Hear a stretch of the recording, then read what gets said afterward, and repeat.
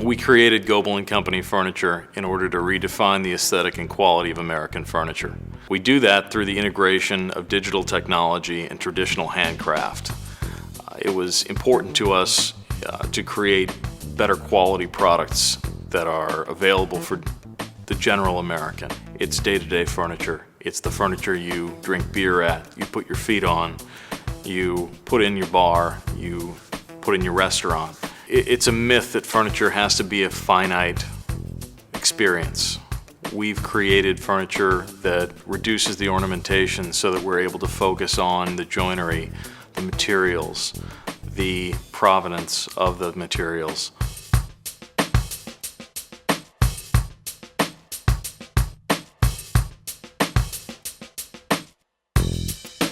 When we first started speaking with Urban Chestnut about the raw nature of the space that they were moving into, it used to be a paper factory, and they wanted to take that look of the paper factory and harness that and translate it into their aesthetic. They wanted the tables to look like repurposed work tables and be able to seat lots of people in a communal forum. 3 different steel subcontractors were utilized to create the custom hardware for this project. The first was a water jet cutting operation in North St. Louis County, which created all of the blank hardware out of plate steel.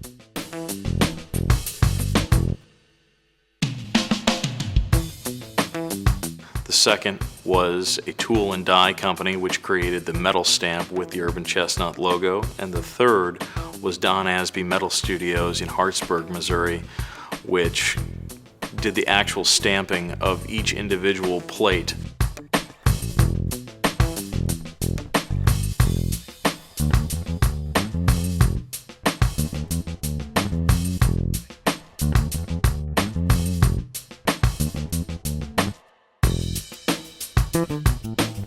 Custom sawmilling was used in order to procure the logs, mill the logs, and dry the logs over about a 3-month process before they entered the facility of Goebel Company furniture.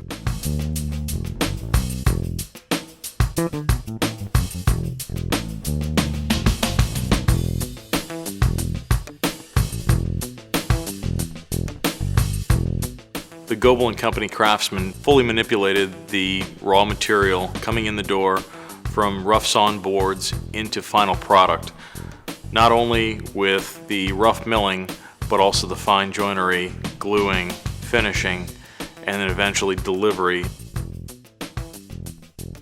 Each piece is touched easily 7 or 8 times before it actually gets into the finished product.